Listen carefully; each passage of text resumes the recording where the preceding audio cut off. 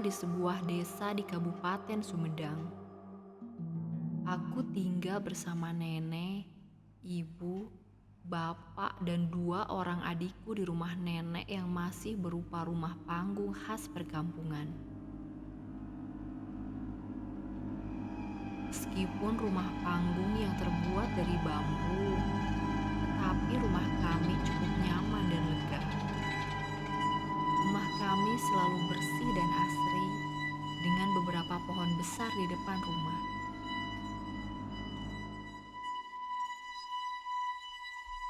Beberapa kali aku mendengar selentingan orang-orang mengenai rumah kami.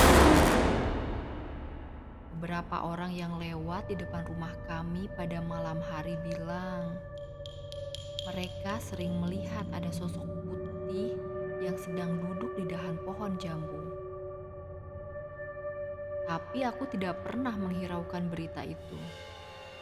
Karena sampai usiaku 25 tahun, aku tidak pernah berjumpa dengan hal aneh di halaman depan rumahku itu.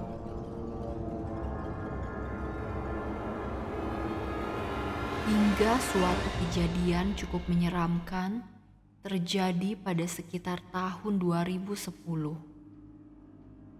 Saat itu, aku masih bekerja di sebuah pabrik di Ranca Ekek. Aku kebagian bekerja di shift siang. Jam kerjanya mulai dari pukul 3 sore sampai pukul 11 malam. Malam itu seperti biasa, aku pulang menggunakan mobil jemputan karyawan. Jarak antara jalan raya dengan rumahku terhalang 5 rumah, memasuki gang kecil.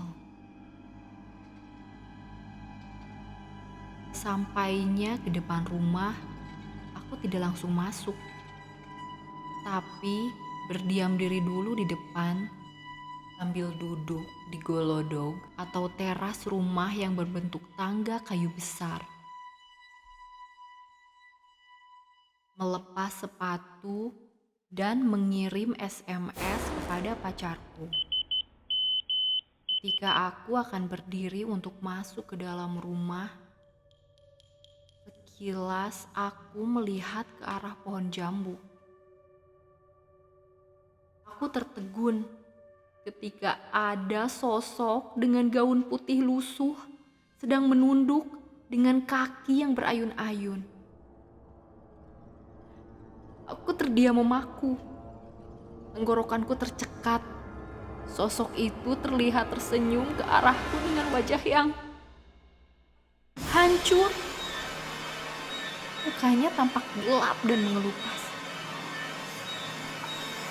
Aku tak melihat ada bola matanya. Matanya seperti cekungan yang dalam dan berlubang. Rambutnya pun terlihat sangat kasar seperti sapu ijuk. Kemudian makhluk itu melayang turun. Rambut kasarnya panjang menyentuh tanah, menimbulkan suara gesekan seperti suara sapu ijuk. Dia menghampiriku dengan mulut menyeringai dan dia mencoba menggapaiku dengan kuku-kuku panjangnya.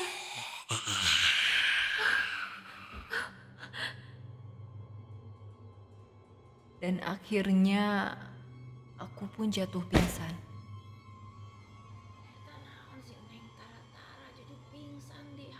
Aku terbangun setelah mendengar suara ribut-ribut. Ternyata aku sudah ada di dalam rumah. Bapak yang mendengar ada suara yang terjatuh di teras rumah, langsung keluar rumah dan mendapatiku tergeletak. Kemudian menggendongku ke dalam rumah.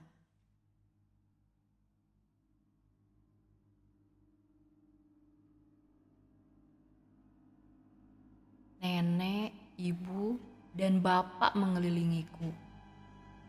Setelah meminum seteguk air putih, aku pun menceritakan kejadian tadi. Bapak terdiam. Kemudian bapak bilang bahwa aku mungkin saja hanya salah lihat. dan menyuruhku untuk segera beristirahat. Malam itu, aku memutuskan untuk tidur bersama nenek di kamar depan. Karena aku tidak berani tidur sendiri. Terbayang-bayang sosok di atas pohon jambu tadi. Aku pun masuk kamar dan tidur di atas dipan. Nenek masih di ruang tengah ngobrol dengan ibu dan bapak. Pikiranku melayang. Gambaran sosok tadi benar-benar menghantui pikiranku. Aku berguling ke sana kemari, tidak bisa tidur. Hingga akhirnya aku menyadari nenek sudah ada membelakangiku di samping. "Nek, Siti ikut tidur dulu di kamar nenek ya." Aku mengajak ngobrol nenek, tapi nenek tidak menjawab. Tiba-tiba terdengar suara ada yang mencakar dinding dari luar.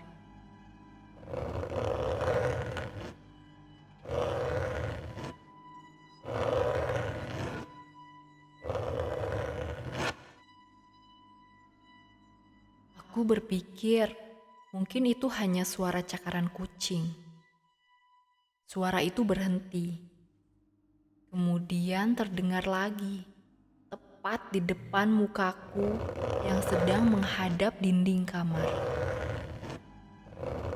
Aku merasa terganggu dengan suara itu dan mengetuk dinding kamar yang terbuat dari anyaman bambu.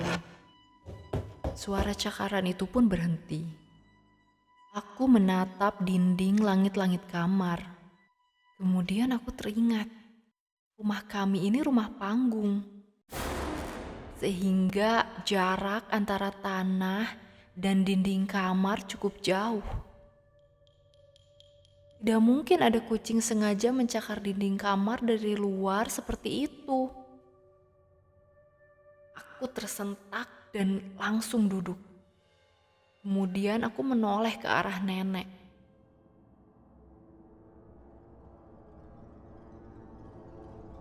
Aku terkejut ketika ternyata di sampingku itu bukan nenek, melainkan sosok hitam tinggi besar yang sedang berbaring tepat di sampingku.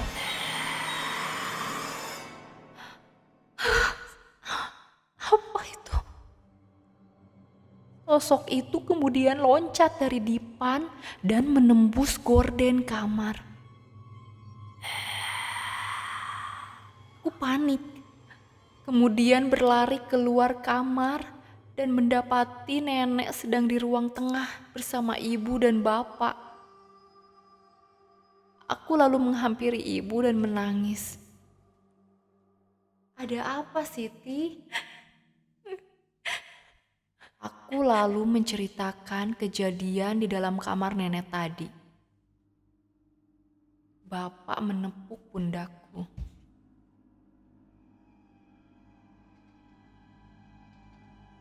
Dek, kamu lagi head ya? "Iya, Pak." Oh, pantas saja, Ti. Makhluk gaib paling senang mengikuti dan mengganggu wanita yang sedang head seperti kamu itu loh.